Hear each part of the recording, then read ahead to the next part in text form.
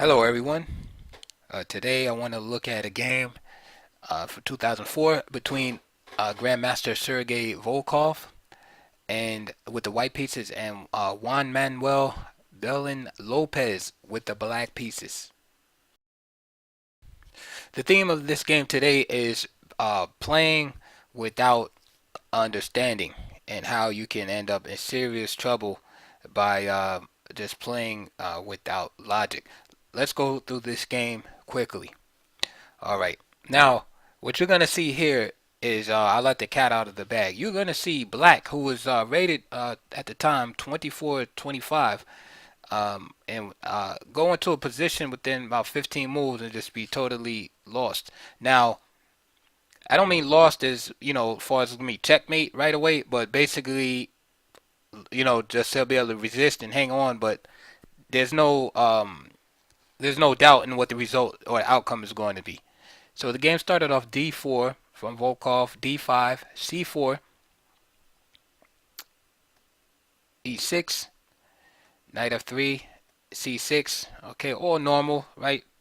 Some players play like this. They don't want to commit in the center, so they play with the at knights or whatever. So they play like this triangle type setup, and you have different transpositional possibilities. When I see this, I always look out for the Stonewall. Okay, so um, Black played e3 here, and I mean White played e3 here, and I would just probably play um, perhaps a move like Queen b3 or even Queen c2. Queen b3 was played like Karpov sometime because what happens is after e3, f5 is possible, and it's not a bad version of this. It's not a bad version of the Stonewall. White gets I mean Black gets like a playable game. Yeah, this is not too bad actually after e3. Okay, so usually if you see like c6 and you want to try to maintain flexibility. Of course, e3 is played because this pawn is actually the c pawn is actually under threat to be captured. So it makes sense. So like I said in the past, Karpov has played this move, Queen b3, just kind of still protecting the pawn, but in case of f5, then Black, if f5 from Black, then it's possible for excuse me for White to still bring his bishop out to f4, for instance, in like a position like this, and then say after knight c6, knight c6, knight c3, knight f6, e3. Okay, and then you have like a different kind of position. All right, this is a little bit better for White, and you can look up some games uh, with this. Queen c2 is also possible. Nothing wrong with e3, but I think after f5, then Black can get like a decent Stonewall position after e3. So okay, e3 is played. Now, did Lopez play f5? No. I mean, of course, he can play knight f6 and transpose into these kind of Slav or semi-Slav type positions, or even Queen's Gambit declines for that matter. Here's the first suspicious move: is bishop b5. Excuse me, bishop b4 check. Um, First of all, right? Just think as as a beginner, you're taught to put your pawns on the opposite color of your bishops, right?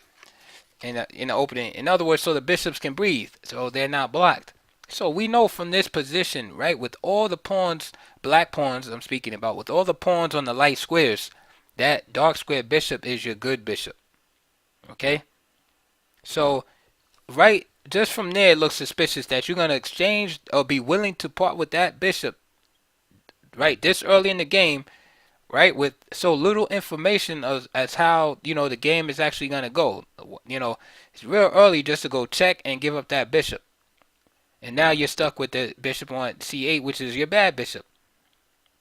Okay, so that's the first suspect move right there.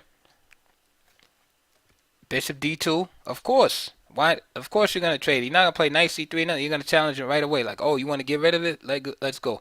Bishop takes d2. Knight takes d2, and now f5. So you got to look at this like, so you're gonna play the Stonewall right?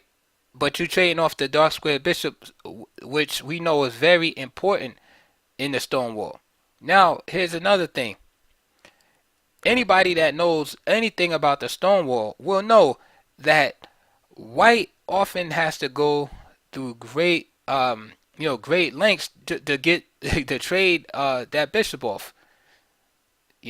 Like for example, let's just make some moves. Let's pretend f5 was played here, and let's say knight. Oh, excuse me. Let's say bishop d2, knight c6. Let's say castles, and let's just go here for argument's sake, bishop d6. Now, white often goes through great lengths to trade this bishop off. So, for instance, moves like b3 with the idea of playing bishop a3, and then let's say at the queen e7, right, to prevent that. Then you'll see moves like a4, with black still, still trying to push it through. Excuse me, white still trying to push through the trade, and then finally bishop a3, and then you get this kind of stuff. And the point is to show you that white usually has to put in some work in order to make that exchange happen. So now comparing it to this position, black has basically just handed white the trade on a silver platter. So this is a bad Stonewall. The good bishop has been traded off at basically no cost to white. If anything, white has gained time. And so now he's in a bad version of the Stonewall. So now bishop d3 was played, knight f6, castle, and then b4. So now black is not even trying to resist the plan of white in the position. He just allows b4. Why allow him to play that move, so easily like that? Anyway, maybe, you know what I mean? Even some token resistance like queen e7 here or something. So he just castles at b4. And this is like typical Carlsbad structure situation. Black is just going to break. Excuse me, white is going to break, playing b5. And then b takes c6. Play continue. Knight e4, a4. Just letting white just run up the board. Queen e7, but now it's too late. b5, a6. So now he's moving the pawns on the side of the board where he's weaker. This only helps white, increase his potential for attack. Okay? Because it's easier to attack your opponent's pawns as they move forward. It's just like, just imagine if it were two boxers in the ring. It's easier to hit a fighter that's standing right in front of you as opposed to one that's like constantly running away and moving backward. So just think of the pawns in that light. When the opponent is weak on the side of the board and he starts advancing those pawns, he's coming towards you, and that's good because he's weak and coming towards you. All right, so it's easy for you to attack. Queen b3, king h8. And notice black has no counterplay on the king side. There's nothing. That's where his counter chances should be coming from. No counterplay on the king side. White already has his play on the queen side very far advanced. So this game is pretty much done right here, strategically. Rook fc1, bishop d7. And this just allows an easy simplification by white. B takes a6, knight takes a6. c5, bang. Now, what does this do? Now you have this weak pawn on b6. All right? And now, what's the strategy here? This is an age-old strategy in the Stonewall. You're going to go for a good knight versus bad bishop. The bad bishop is what? The one on c8. Or, well, on d7 now. So you're going to try to trade off the knights. That's going to be white strategy. And then have the knight versus bishop. Look at the e5 square. If you get a knight on e5, it's unassailable. So now bishop c8, okay, right, to protect this pawn here.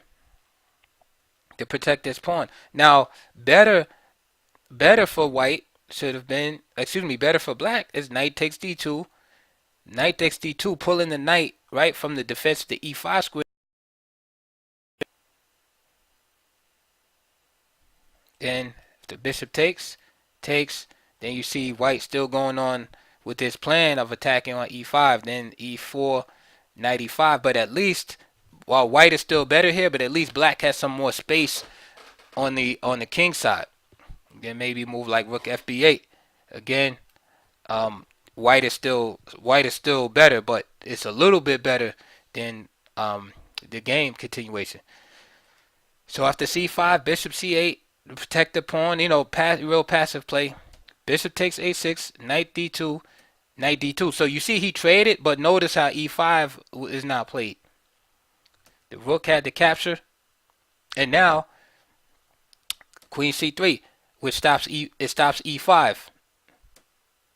Knight f3 could have been played, but he played queen c3. Does the same thing. Queen c7, and now we see a5. So this is the double idea, not only to stop e5, but to play a5, guaranteeing the pawn on b7 would always be weakened. So bishop d7, rook cb1, rook fa8, rook b6. So now those rooks are just tied up there and really can't do anything. And now white can continue on with a simple plan of just dominating the position with that knight. Rook 6 a7, knight f3, king g8, knight e5. That knight is unassailable.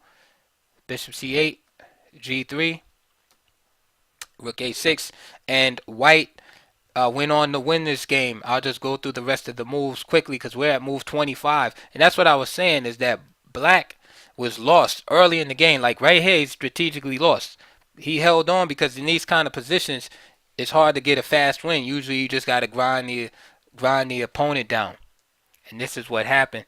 So I'm not gonna really provide commentary on this part of the game, but suffice it enough to show that the basic strategical errors that black made was this early trade of his dark square bishop, and then going into an inferior version of the Stonewall, where you can see this idea of good knight, which white has, right? That knight is a killer in the position versus the bad bishop, and you can see it. This is like a model game for that. And then finally, it's like it's tactical blows. And again, there's no problem for white going into this ending. And he just gradually improved his pieces until now you might be wondering why not protect g7. The problem with that is the white king will penetrate. So after king f7, and just king d6. Okay. And let's say bishop c8, then a6, nice timely sacrifice. B takes, and then king takes, and then the position just starts falling apart. Okay. For instance, you could play a move like king c7 even here. And let's say if a4, you could play c6, or just rook a3, putting that on pause. Instead of moving the king, you try to move rook g8, but then white simply breaks through over on the other side of the board. Then he'll be soon lost. This is why black chose to ignore the g7 pawn, but of course he's lost here also. Of course, not the swindle of the century, which would be knight h5 and then getting mated. Okay. This is why he just plays f5. Of course, he's calculated this already. Again, if he takes the knight, then just simply rook f6 check, winning back the rook. And then the game just ended in short order here, as white just picked up everything. So anyway, that was a quick lesson, and I hope that it helps you in your chess. Be careful of let's sum it up. Be careful of transposing. For instance, he might not even been thinking of the Stonewall when he played this move. I mean, he probably was just trying to get some kind of playable position, and then said, "Oh, you know what? I know against E3 I can play the Stonewall." Okay, well he was just hell bent on stopping E4 from being played. So instead of playing knight F6, then bishop D3, still not able to stop E4. He just decided, hey, I'm gonna stop E4 once and for all. Okay, and this wind up going into a strategically inferior position. Okay, another thing is be aware of your opponent's plans in the position and try to stop them or slow them down. Right? Just you can't just always ignore the plans, especially it basically works like this. If you have a plan, let's just keep it to opposite side of the board situations, right? If say, for instance, in the Stonewall, right, black wants to attack on the king side, with G5 and all that stuff like that, G5, G4, knight E4, and storm the white king, right? And white has the plan on the other side of the board where he wants to play B4, A4, B5, B takes C6, etc. You have to weigh in your mind, okay, can I just go on with my plan and ignore my opponent's plan, right? You have to ask yourself this, or do you say, well, I have to take time and countermeasures to slow his plan down and stop his plan. Okay? And now usually if an opponent has started his plan before you and his plan is, serious, sometimes you have to take some countermeasures and stop what he's doing.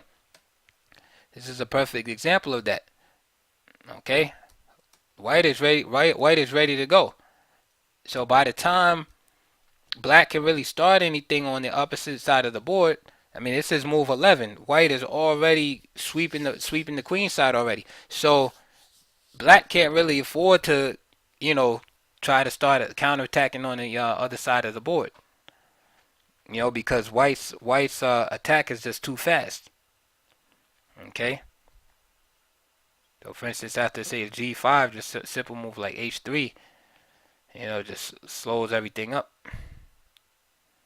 And let's say you try to push it through with the move like H5. This is like black trying to ignore, if black was trying to ignore white's attack on the other side. And again, knight E5, with this devastating threat.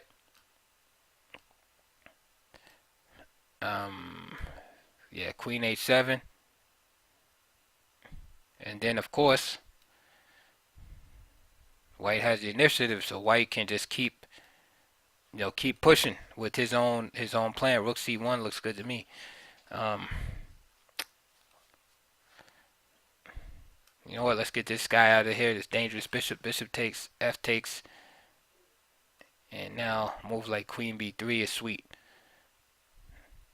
With the idea of F3, and there's tactics on this diagonal. So bishop E6 and F3, right? Now F3 is interesting because it takes time to play on the other side of the board because black's attack is getting pretty serious.